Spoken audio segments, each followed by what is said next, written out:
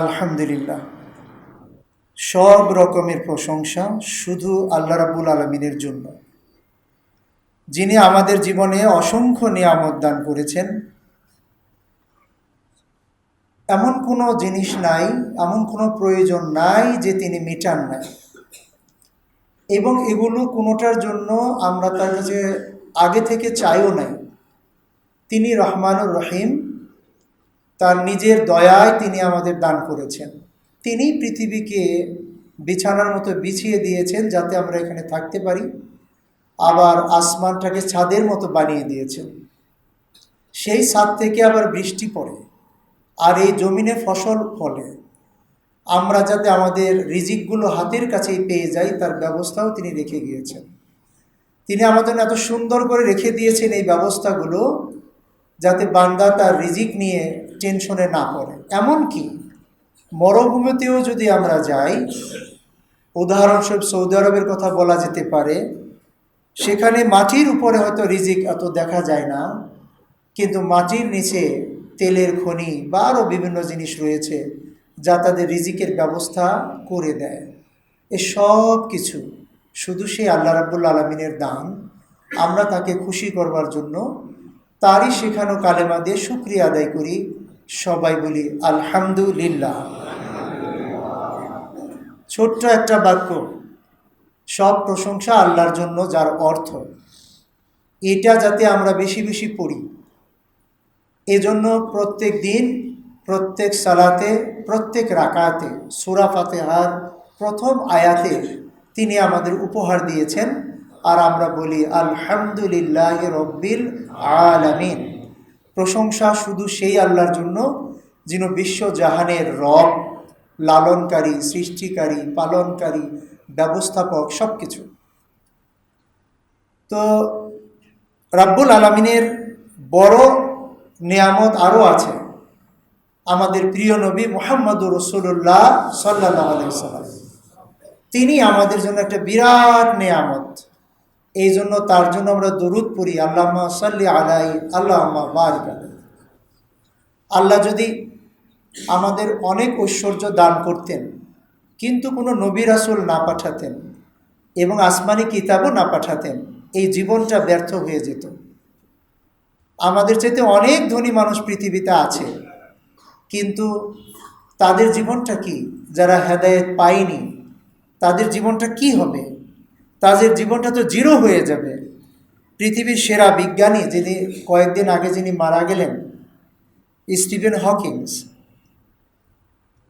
তাকে যখন জিজ্ঞেস করা হলো আখেরাত সম্পর্কে কিছু জানেন কিনা, তিনি বললেন এই ব্যাপারে আমার কোনো জ্ঞান নাই। 100 জন সেরা বিজ্ঞানীর দৃষ্টিতে আল্লাহর অস্তিত্ব, এই বইয়ের মধ্যে বিজ্ঞানীরা বলেছেন যে আমরা শুধু এতটুকু বলতে পারি এই জিনিসটা কি দিয়ে তৈরি, কিন্তু কে বানিয়েছেন তা বলার আমাদের সাধ্য নেই।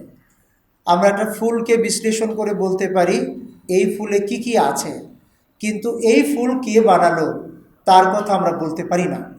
এরকম সীমাবদ্ধতার কারণে হেদায়েতের পথে পথ চলা তাদের পক্ষে সহজ হয়নি। আমরা যত দরিদ্রই থাকি না কেন, আমরা যত পিছিয়ে পড়া মানুষই থাকি না কেন, আল্লাহ রাব্বুল আলামিন যে আমাদের হেদায়েতের পথে পথ চলবার তৌফিক দিয়েছেন, এজন্য তাকে শুকরিয়া জানাই, বলি আলহামদুলিল্লাহ। প্রথমত তিনি আমাদের মানুষ হিসেবে পৃথিবীতে পাঠিয়েছেন, বুদ্ধিমান প্রাণী। হাতিকেও বশ মানাতে পারি, তিমিকেও শিকার করতে পারি, আবার আকাশে পাখির মতো প্লেন নিয়ে উঠতেও পারি, মঙ্গল গ্রহে যাওয়ার মতো সাহসও দেখাতে পারি।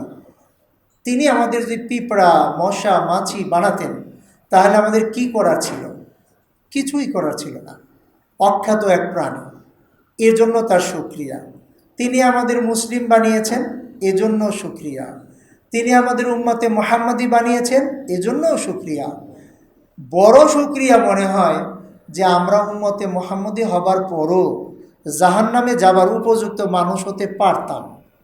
যেমন অনেক ফিরকা, অনেক গ্রুপ জাহান্নামের পথে হাঁটছে, তারা দ্বীন ইসলাম পেয়েও, তাদের ঘরে কোরআন মাজিদ থাকার পরেও, তাদের ঘরে হাদিস থাকার পরেও তারা মাজারে গিয়ে সিজদা করছে, তারা অনেক শিরক করছে, অনেক বিদআত করছে।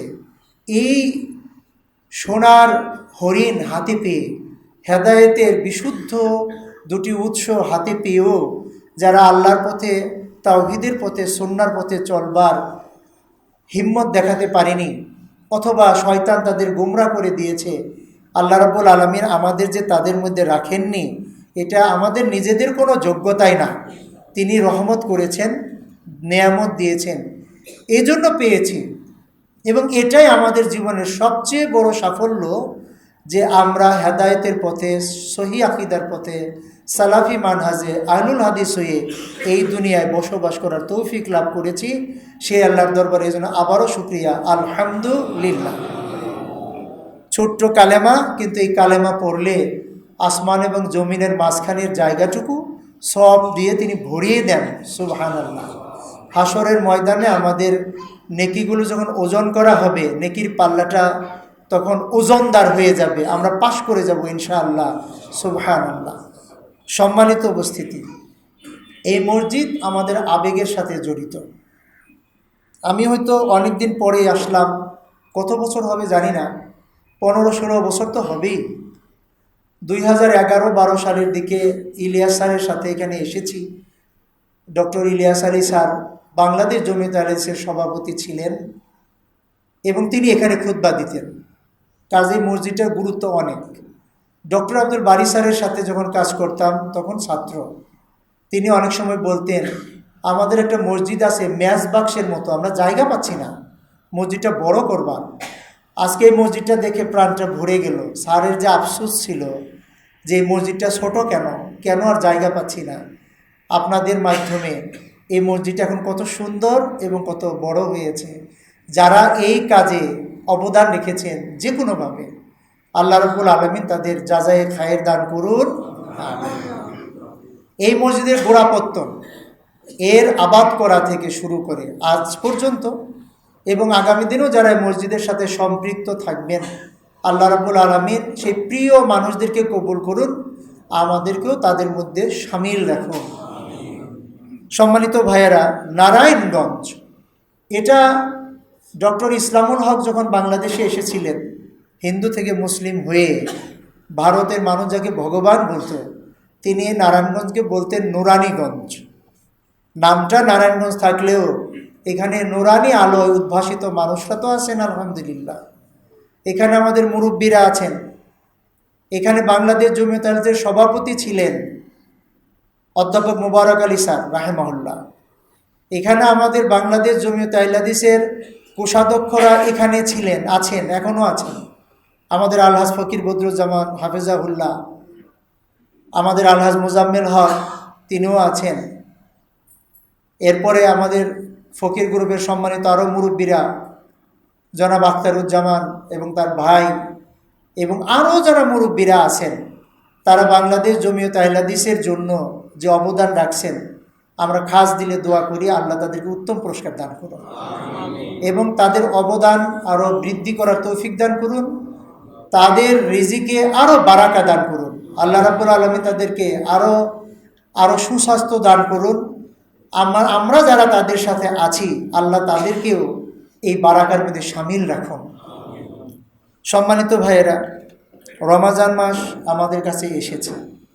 11টি মাস আমরা অনেক ভুলভাল করে থাকি, অনেক কাজে আমাদের ভুল হয়, গুনাহ হয়, এবং সেটাকে ধুয়ে মুছে সাফ করার জন্য রমাজান মাসে আমাদের 24 ঘন্টার যে রুটিনটা আল্লাহ দিয়েছেন, সেইটা নিয়ে আমরা কাজ করি এবং আমরা আশা করি যে আল্লাহ রাব্বুল আলামিন তার নবী সাল্লাল্লাহু আলাইহি সাল্লামের কণ্ঠে আমাদের যে শুনিয়েছেন যে মান সামা রমাদান ঈমানান ওয়া ইহতিসাবান গুফিরা লাহু মা তাকাদ্দামা মিন যামবি, যে ব্যক্তি ঈমান সহ সওয়াবের আশায়, সোজা কথা ইখলাসের সাথে সওম পালন করে, আল্লাহ তার অতীতের গুনাহ মাফ করে দেন। সুবহানাল্লাহ। আমরা আল্লাহর কাছে দোয়া করি, আল্লাহ তুমি আমাদের গুনাহগুলো মাফ করে দাও। আমাদের আত্মার আত্মীয়রা যারা কবরে শুয়ে আছেন, আল্লাহ তুমি তাদেরকেও মাফ করে দাও এবং আমাদেরকে তোমার মাফ প্রাপ্ত, ক্ষমাপ্রাপ্ত মানুষের জান্নাতুল ফেরদাউসে যাবার তৌফিক দিও। এই রমাজান বা এই সাওম কেন আমাদের উপরে ফরজ করা হয়েছে, এই ওয়াজ সূরা আল বাকারা 183 নম্বর আয়াত আমরা রমজানের শুরুতেও শুনি, আবার রমজানের ভেতরেও শুনি, যেখানে আল্লাহ বলছেন আউযু বিল্লাহি মিনাশ শাইতানির রাজিম, ইয়া আইয়ুহাল্লাযিনা আমানু, ইয়া আইয়ুহা, হে আল্লাযিনা, যারা ঈমান এনেছ, আমানু, যারা ঈমান এনেছ তারা শোনো, কুতিবা, লিখে দেওয়া হয়েছে, আইন করে দেওয়া হয়েছে, লিপিবদ্ধ করা হয়েছে, ফরজ করা হয়েছে, আলাইকুম, তোমাদের উপর, আসিয়াম, সাউমকে, রোজা থাকাটাকে ফরজ করে দেওয়া হয়েছে। তার মানে এটাকে অবহেলা করার, ইগনোর করার, এটার প্রতি উদাসীনতা দেখাবার কোনো সুযোগ নেই। ফরজ মানে ফরজ, সেটা পালন করতেই হবে। যাদেরকে আল্লাহ রুখসত দিয়েছেন, যাদেরকে অসুস্থতার কারণে রুখসত দিয়েছেন, সফরের জন্য দিয়েছেন, সেটা আলাদা কথা, অন্যভাবে করবেন তারা, কিন্তু এটা অবহেলা করবার কোনো সুযোগ নেই। কামা, যেভাবে, কুতিবা, এভাবে ফরজ করা হয়েছিল, আলাল্লাযিনা, যারা ছিল, মিন ক্বাবলিকুম, তোমাদের আগে, ক্বাবল মানে আগে, তোমাদের আগে যে জাতিগুলো পৃথিবীতে ছিল তাদের উপরও এইভাবে ফরজ করা হয়েছিল। লাআল্লাকুম তাত্তাকুন, উদ্দেশ্যটা কি? যাতে তোমরা তাকওয়ার অধিকারী হতে পারো, মুত্তাকি হতে পারো, পরহেজগার হতে পারো। তাতে বোঝা গেল গোটা সাওম, যেই সাওমের মধ্যে সেই ভোরবেলা, সেই সাহারির সময় থেকে আর ওই মাগরিবের সময় পর্যন্ত আমরা কোনো খানাপিনা করি না, নারী পুরুষের মেলামেশাও হয় না, এবং আমরা কুচিন্তাও করতে পারি না, কাউকে ক্ষতি করার চিন্তাও ভাবতে পারি না, কোনো ঝগড়া করার কোনো সুযোগ নাই। ঝগড়া করতে আসলে বলতে হয় আনা সায়েম, আমি রোজা রেখেছি ভাই, আমি তর্ক বিতর্ক করতে পারবো না, মাফ করো। এখানে সব সময় মনের ভেতরে আল্লাহর জিকির আজকার করতে হয়, বেশি বেশি কোরআন তেলাওয়াত করতে হয়, 5 ওয়াক্ত সালাত তো জামাতে পড়তেই হয়, আবার তারাবির সালাতে, তাহাজ্জুদে বা কিয়ামুল লাইলে দাঁড়াতে হয়। গোটা এই যে 24 ঘন্টার রুটিন, সামরিক ট্রেনিংয়ের মতো একটু এদিক ওদিক করবার সুযোগ থাকে না। এই সাওম এত কষ্ট করার এই সাওম, সেই কষ্টের সাওমের একটাই টার্গেট, আমরা যেন তাকওয়া অর্জন করতে পারি। তাহলে বোঝা যায় তাহলে তাকওয়া কি জিনিস, আর মুত্তাকি হতে গেলে কি করতে হবে, সেইটা জানা আমাদের জন্য জরুরি।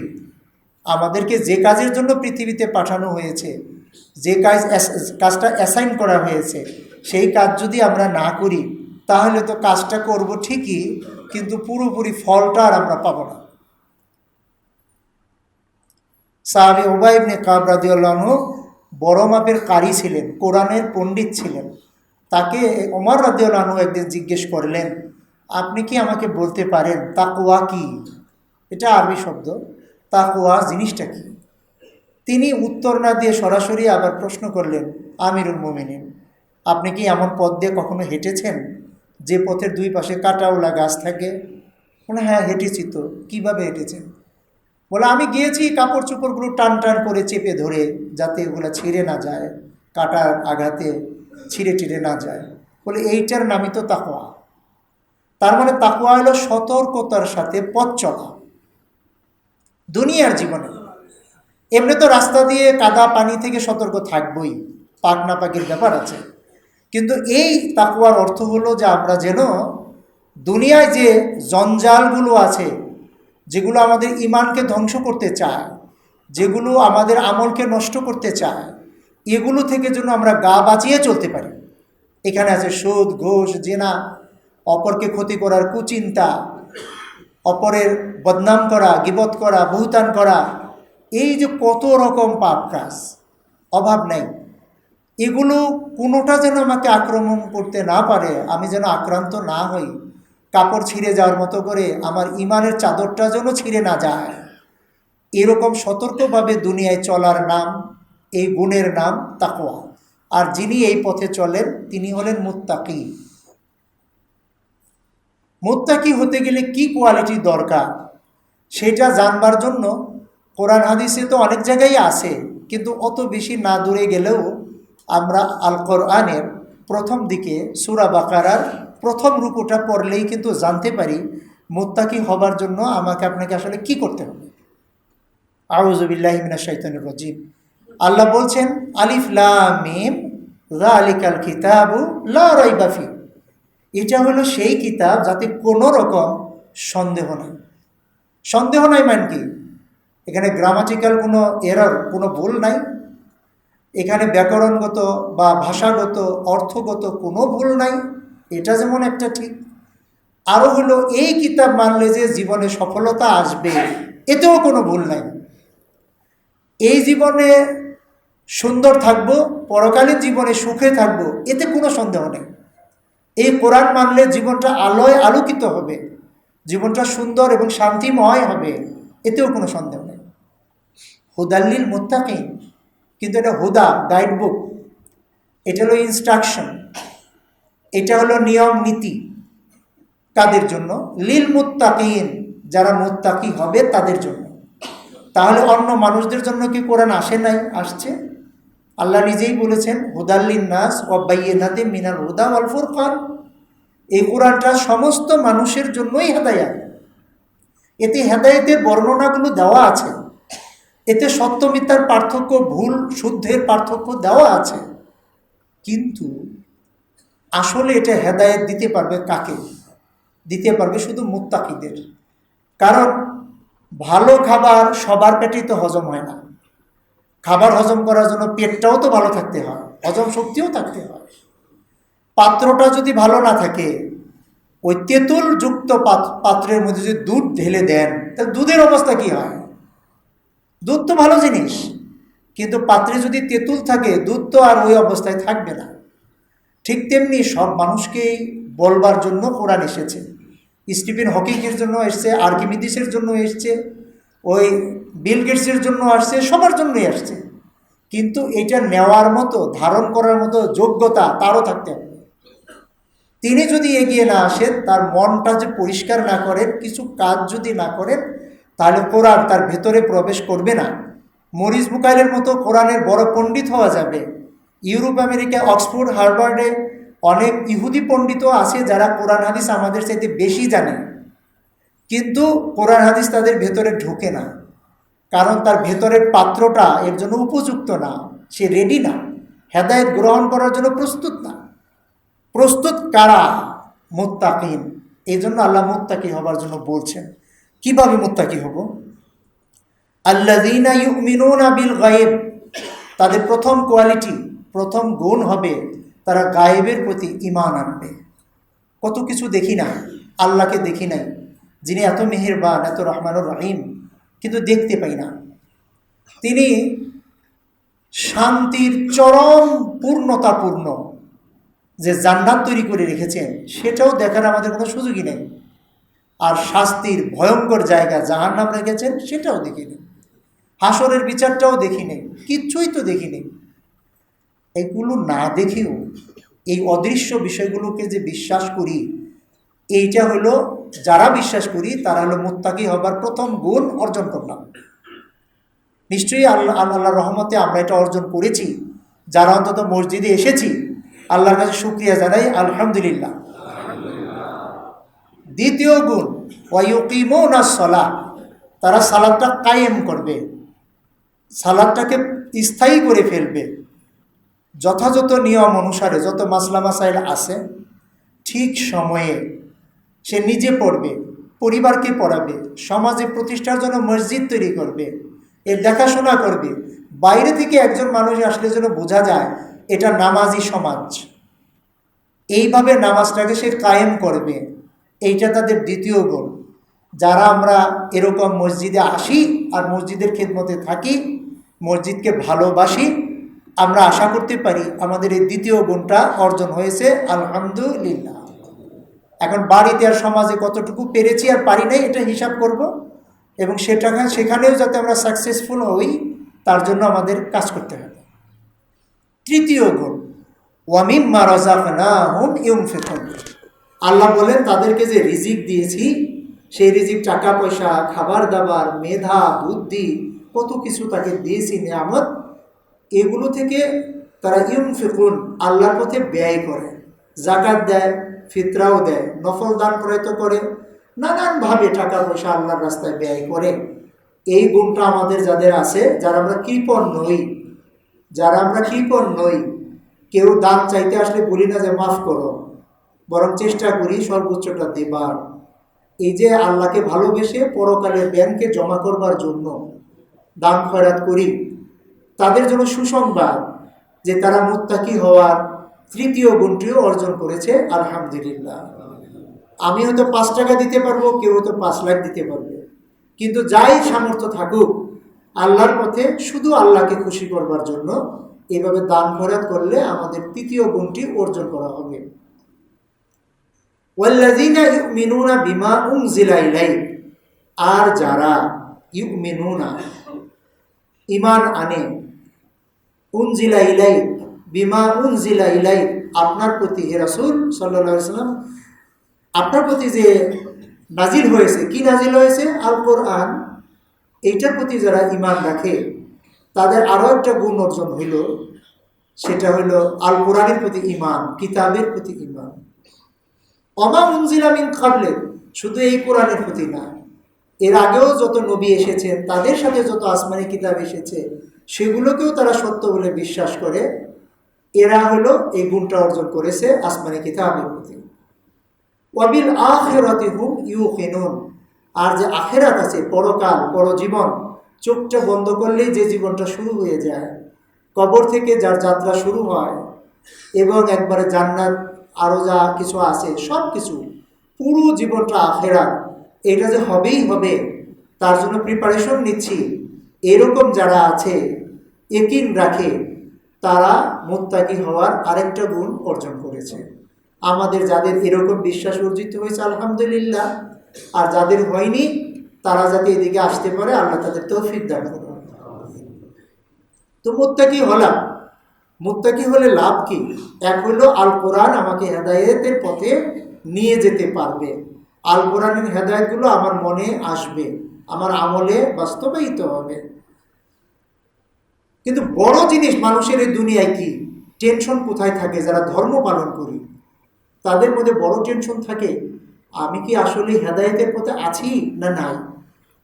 হেদায়েত পাবার জন্য কেউ বড় বড় শায়েখের কাছে দৌড়ায়, কেউ কোনো পীরের কাছে দৌড়ায়, কত মানুষের কাছে দৌড়ায়, এক তরিকা থেকে আরেক তরিকায় দৌড় দেয় হেদায়েতের খোঁজে। সালমান ফার্সি রাদিয়াল্লাহু আনহু আল্লাহ নবী সাল্লাল্লাহু আলাইহি সাল্লামের দীর্ঘ হায়াত প্রাপ্ত একজন সাহাবীদের একজন। তিনি দিন পাওয়ার জন্য কত জায়গায় ঘুরেছেন, কখনো ইহুদি, কখনো খ্রিস্টান, কখনো পারসি, শেষ পর্যন্ত মদিনায় এসে আসল দিনটা পেয়েছেন। আর আমরা যারা মুসলিম তারা ইসলাম পাবার পরও কোরআন এবং হাদিস না পড়ে আমরা ঘুরি কোন মুর্শিদের কাছে গেলে আমি হেদায়েত পাবো।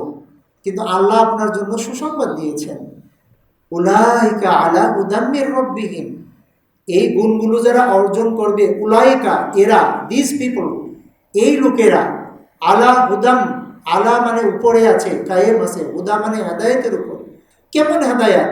শয়তানের পক্ষ থেকে না, মির রাব্বিহিম, তাদের রব আল্লাহ যে হেদায়েত পৃথিবীতে পাঠিয়েছেন, যেটা বাবা আদমকে পৃথিবীতে নামিয়ে দেবার সময় আল্লাহ বলেছিলেন, শোনো, ফা ইম্মা ইয়াতিয়াকুম মিন্নি হুদান, আমার কাছ থেকে তোমাদের কাছে কিন্তু হেদায়েত যাবে। ফামান তাবিয়া হুদায়া, যে ব্যক্তি তাবে হবে, অনুসরণ করবে ওই হেদায়েত, আমার হেদায়েত, ফালা খাউফুন আলাইহিম, তার জন্য কোনো ভয় নাই। এই যে জান্নাত থেকে চলে যাচ্ছ এই ভয় নাই। ফালা হুম ইয়াহজানুন, তার কোনো টেনশন নাই।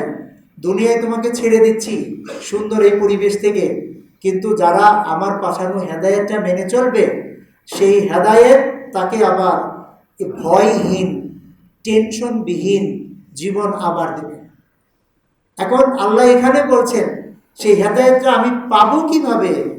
আল্লাহ বলছেন এই যে মুত্তাকিদের কোয়ালিটি, এই যে গুণগুলো, এই গুণাবলীগুলো যদি আমরা অর্জন করি, আল্লাহ নিজে সাক্ষ্য দিচ্ছেন যে আমরা হেদায়েতের উপরে কায়েম আছি আলহামদুলিল্লাহ। আরও একটা বড় টেনশন থাকে, আমি কি ব্যর্থ মানুষ নাকি আমি সফল মানুষ? আমি কি মানুষ?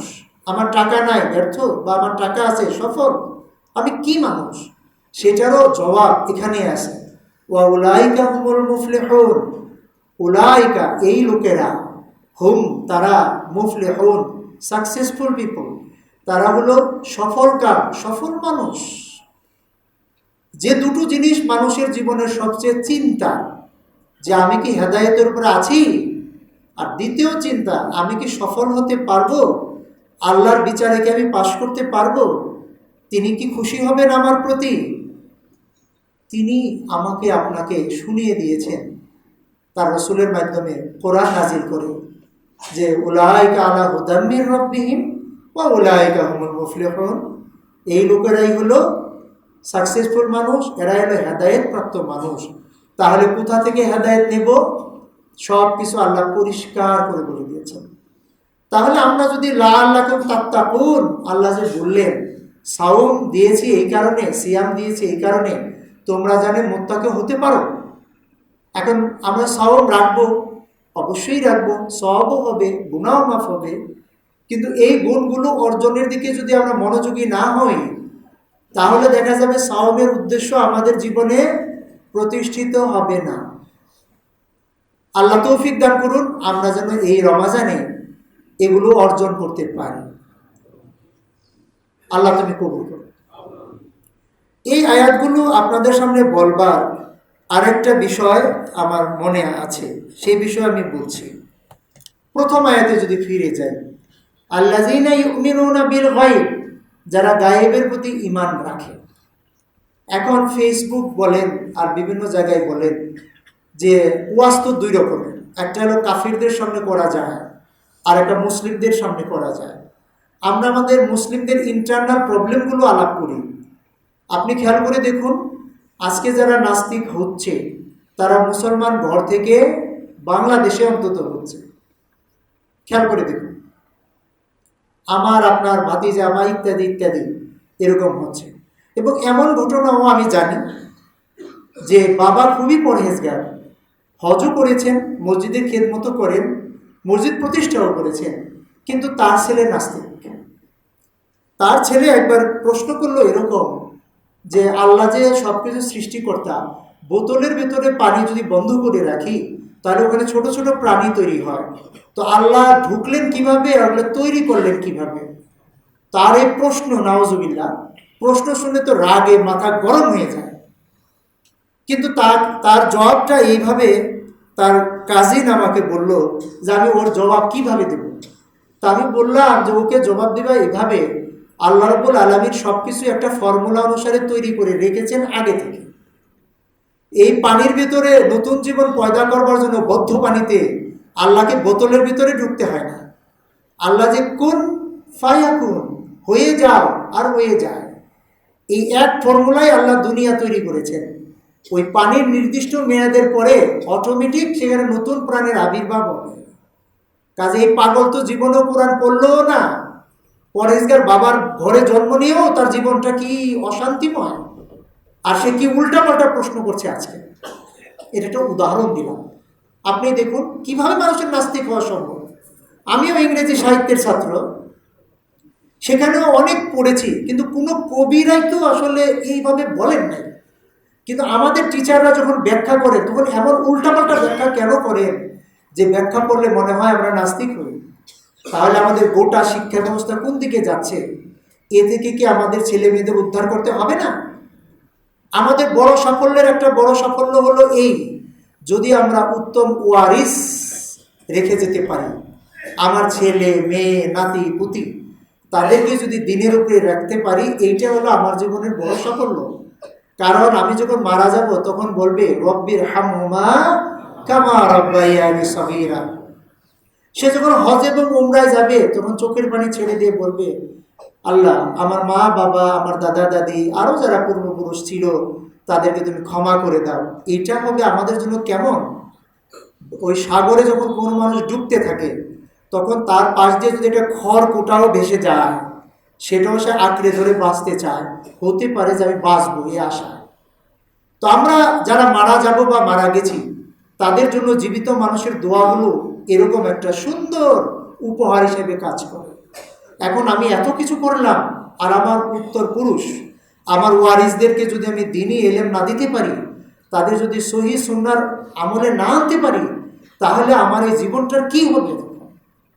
আল্লাহ আমাদেরকে তৌফিক দান করুন, আমরা যেন সুন্দর ওয়ারিস রেখে যেতে পারি।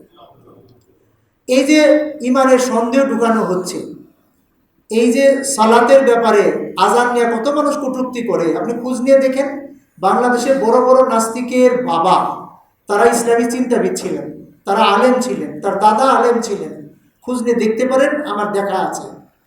তো এটা খুবই আফসোসের ব্যাপার। আমরা আরেকটু আসি, ওয়াল্লাযিনা ইউমিনুনা, এখানে আসি। এখানে বোঝা যায় মুসলিমরাই হলো পৃথিবীর সবচেয়ে লিবারাল নেশন, সবচেয়ে উদার জাতি। তারা কোরআনকেও বিশ্বাস করে, কোরআনের আগে যত কিতাব নাজিল হয়েছে সেগুলোও বিশ্বাস করে। কিন্তু আপনি ইহুদিদের জিজ্ঞেস করবেন খ্রিস্টিয়ানরা কেমন, আল্লাহ রাব্বুল আলামিন সূরা বাকারায় বলছেন ইহুদিরা বলে খ্রিস্টানদের কাছে কিচ্ছু নাই। আবার খ্রিস্টিয়ানদের জিজ্ঞেস করেন ইহুদিরা কেমন, বলে ওদের কাছে কিচ্ছু নাই। আর আমাদের কাছে জিজ্ঞেস করবেন মুসলিমদের কাছে, আমরা কি বলবো? মুসা আমাদের নবী, ঈসা আমাদের নবী, হারুন আমাদের নবী, সবাই আমাদের নবী। তাহলে দুনিয়ার মধ্যে উদার জাতি কারা? আমরা। আমাকে একবার সৌদি আরবে 10 বছর থাকবার কারণে আপনাদের সাথে আমার দেখা হয়নি। ওখানে দুটো বিশ্ববিদ্যালয়ে শিক্ষকতার সুবাদে ওখানকার আমি একটা ফ্যাসিলিটি পেয়েছিলাম। মাকতাবুদ দাওয়া যত আছে সেই দাওয়া সেন্টারগুলোতে আমার যেতে হয়েছে, এক প্রদেশ থেকে আরেক প্রদেশে এরকম দৌড়াতে হয়েছে। একবার কুয়েত বর্ডারে আমাকে পাঠানো হলো, সেখানে ইসলামিক সেন্টারে খাদ্দামা বিষয়ে যে ইউরোপিয়ান বা আফ্রিকান মহিলারা আসে, খ্রিস্টিয়ান যারা, তাদের মাঝে দাওয়াতি কাজ করবার জন্য তাদের পিছনে হাজির করা হলো। আমি দেখলাম আমি যদি বলি তোমাদের ধর্ম ভালো নয়, আমাদের ধর্ম ভালো, তাহলে তো তারা আমার দাওয়াত কবুলই করবে না। আমি বললাম যে তোমরা আর আমরা মূলত একই বংশের। ঈসা আলাইহিস সালাম আমাদের নবী, তোমাদেরও নবী, তবে লেটেস্ট ভার্সন বলতে তো একটা কথা আছে। তোমরা কি তোমাদের আগের সরকারকে মানো? আগের প্রেসিডেন্ট যিনি মারা গেছেন বলে না, এখন যিনি সরকার আছে তাকে মানি। তো ব্যাপারটা তো এরকমই। আগের নবীরা যারা চলে গিয়েছেন, এখন যে দিন লেটেস্ট ভার্সন হলো আমাদের মুহাম্মদ সাল্লাল্লাহু আলাইহি ওয়াসাল্লামের মাধ্যমে। তুমি এমন মনে করো না যে এই দিনে প্রবেশ করলে তুমি তোমার আগের দিনকে অপমান করলে, তা নয়। বরং তুমি একটা দিনকে অনুসরণ করছিলে, আর তুমি যদি আবার এই ইসলামে দাখিল হও, তার মানে তোমার গ্রেড বেড়ে যাবে এবং তুমি আল্লাহর একজন অনুগত বান্দী হিসেবে প্রমাণিত হবে। যখন যে দিন পেয়েছো আল্লাহর দিন সঠিক মনে করেছো, এবং যখন শেষ দিনটা পেলে এটা আবার তুমি প্রবেশ করলে। এই কথা তাদের খুব খুশি করবে। তারা বললো যে আমরা তাদের ফ্যামিলির সাথে একটু কথা বলে আমরা ডিসিশনটা জানাই। তো এইভাবে বলছি যে মানুষের সামনে উপস্থাপনা করতে হবে মুসলিমরা জঙ্গি না, বরং তারাই হলো পৃথিবীর সবচেয়ে উদার জাতি। এবং তবে একটা ফিতনা এখানে ঢুকে গেছে। বিভিন্ন ইন্টারন্যাশনাল রেডিও থেকে প্রোগ্রাম প্রচার করা হয়, সেখানে তারা বলে আগের নবীদের কিতাবও পড়তে হবে এবং মানতে হবে। এই কথাটা ভুল। আমাদের আল কোরআন হলো মুসাদ্দেক, আগের কিতাবগুলোকে সত্যায়ন করেছে এবং আগের কিতাবের যত সামারি সব কোরআনে চলে এসছে। এখন কোরআন মানলেই আগের কিতাব মানা হয়ে যাবে। এই কারণেই আমরা দেখি কোরআনে মুসা আলাইহিস সালামের কথা, নূহ আলাইহিস সালামের কথা, ঈসা আলাইহিস সালামের কথা, সবার বক্তব্য কোরআনে কিন্তু দেওয়া হয়েছে। কাজেই রেডিওগুলো আমাদের যুবকদেরকে যেভাবে বিভ্রান্ত করছে যে শুধু ইসলাম কেন, ওগুলোও তো দিন না। সব দিনের মূলত দিন মাত্র একটা, ইসলাম বাবা আদম থেকে চলে এসছে। এটা শুধু ভার্সন হয়ে হয়ে হয়ে নবীদের মাধ্যমে শরীয়ত একটুখানি চেঞ্জ হয়ে সর্বশেষ যেটা এসছে এটাকে মানতে হবে। সম্মানিত ভাইরা, কোনো একটা জায়গায় যদি আমরা ব্যতিক্রম করি তাহলে কিন্তু আমাদের নিস্তার নাই। যেমন আরকানুল ইসলাম 6টা। আপনি যদি ভাবেন, আমি যদি ভাবি যে এর মধ্যে একটাকে একটু এদিক ওদিক করে নিয়ে ইমানটা আনি, তাহলে শেষ। আপনারা কি কাদিয়ানীদের চিনেন? অনেকেই চিনেন। কাদিয়ানীদের মসজিদ দেখেছেন? কেউ দেখে থাকতে পারেন। মাদ্রাসা আলিয়ার পাশে বকশিবাজারের ওখানে একটা মসজিদ আছে। মসজিদের যে গম্বুজটা, গম্বুজের উপরে কি লেখা আছে তা কি কেউ খেয়াল করেছেন? আমি করেছি। সেখানে লেখা আছে লা ইলাহা ইল্লাল্লাহু মুহাম্মাদুর রাসূলুল্লাহ। ওই কালেমার সাথে আমাদের কালেমার কি কোনো পার্থক্য আছে? তাহলে কাদিয়ানীদের কেন আমরা কাফের বলি? এর কারণ ওরা আমাদের কালেমা ব্যবহার করে, কিন্তু সত্যিকারে ভেতরে আমাদের নবীকে মানে না। ওরা বলে মহানবী সাল্লাল্লাহু আলাইহি ওয়াসাল্লাম নবী ঠিক আছে, কিন্তু তাকে আমরা আখেরি নবী হিসেবে মানি না। আখেরি নবী হলো গোলাম আহমদ কাদিয়ানী, নাউজুবিল্লাহ। এইটুক কারণে তারা কাফের হয়ে গেছে। কেন? আর কারণ ইসলাম হলো 6টা পিলার ইসলামের। এই পিলারের একটাকে ভেঙে দিবেন, বাকিগুলার মর্যাদা নষ্ট হয়ে যাবে এবং ওখান দিয়ে শিরক আর বিদআত ঢুকতে থাকবে। এই জন্য তাদেরকে আমরা কাফের মনে করি। এখন তারা আমাদের কালেমা ব্যবহার করে জনগণকে ধোঁকা দেয়, তবুও তারা প্রকাশ্যে তো বলছে যে আমরা মানি না। কিন্তু এখন এই মুহূর্তে বাংলাদেশে যে বড় ফিতনাটা চলছে, এই যে ওয়াল্লাযিনা ইউমিনুনা বিমা উনজিলা ইলাইক, এর ব্যাখ্যা হিসাবে বলছি সমকালীন কি প্রবলেম আমাদের সোসাইটিতে ঢুকেছে। আমাদের এখানে এখন দেখা যাচ্ছে, আমি সেদিন ফ্যান্টাসি কিংডমের পাশে জামগড়ায় এই রমজান মাস আগের খুতবাটা দিচ্ছিলাম। সেখানে খুতবার পরে একজন ইয়াং ম্যান দাঁড়িয়ে বলল, আমার একটা প্রশ্ন আছে। কি প্রশ্ন? প্রশ্ন হলো, আল্লাহ বলেছেন আইয়ামাম মা'দুদাত, মাত্র কয়েকটা দিন সাওম পালন করতে হয়। আর রোজা সাওমের যে আয়াত আছে 183 থেকে 187 পর্যন্ত, এখানে দেখবেন একটা আয়াত আছে আইয়ামাম মা'দুদাত। আইয়াম মানে ডেইজ, ইয়াম মানে একদিন, আইয়াম মানে কয়েকদিন, বহু বছর।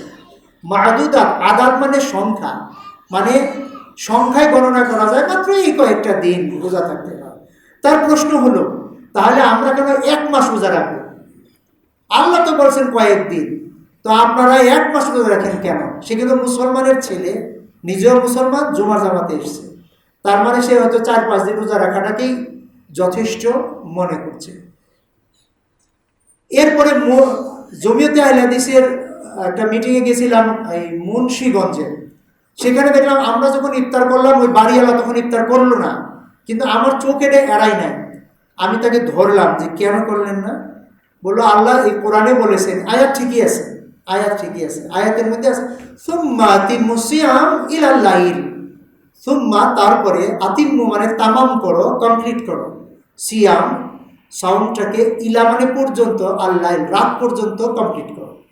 তো আপনারা তো সন্ধ্যায় ইফতার করছেন, রাত তো হয়নি।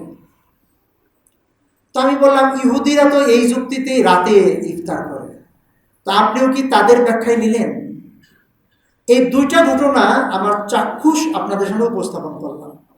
এই লোকেরা হচ্ছে, তারা নিজেদেরকে বলে আমরা আহলে কোরআন, আমরা বলে আহলুল হাদিস। আহলুল হাদিস মানে কোরআন ও হাদিস, হাদিস ও হাদিস। তারা বলে আমরা আহলে কোরআন, আমরা হাদিস মানি না, আমরা হাদিস মানি না। এখন শুনুন,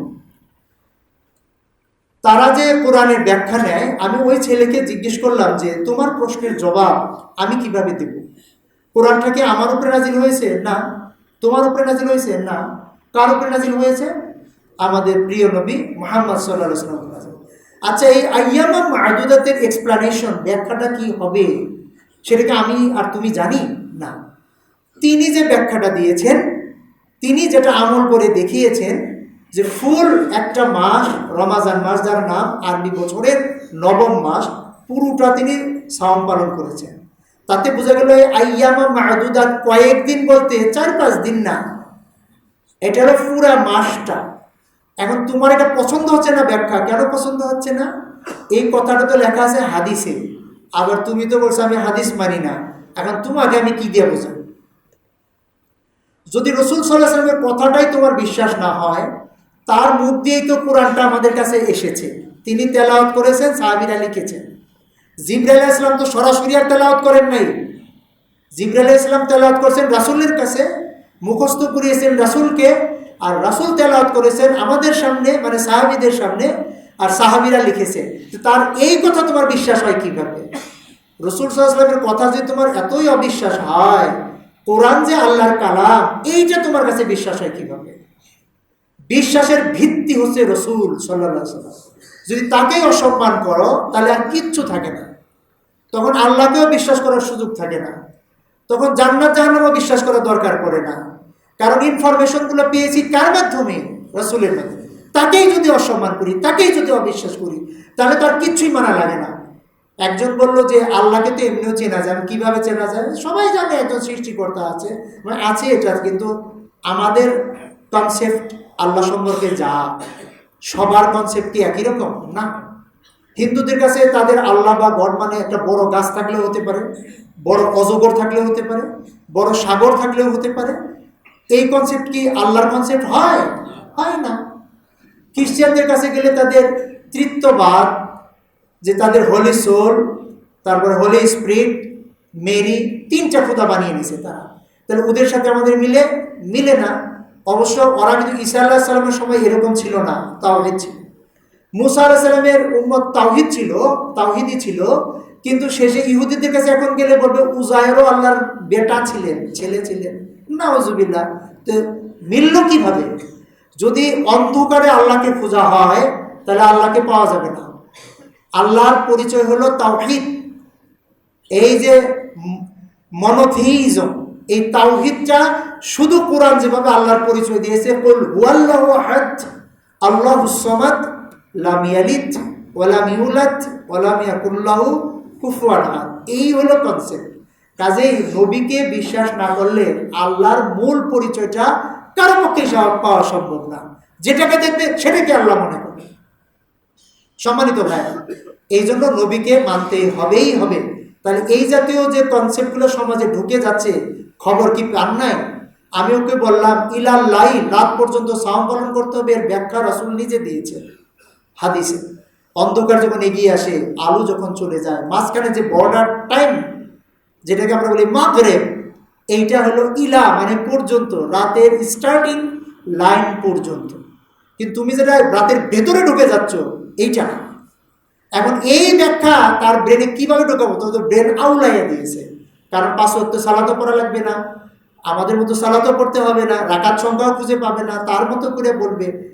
সতর্ক হই আমরা। আমাদের ঘরে নাস্তিকতাও ঢুকে যাচ্ছে, কাদিয়ানিও ঢুকে যাচ্ছে, আবার এই যে হাদিস অস্বীকারীও ঢুকে যাচ্ছে।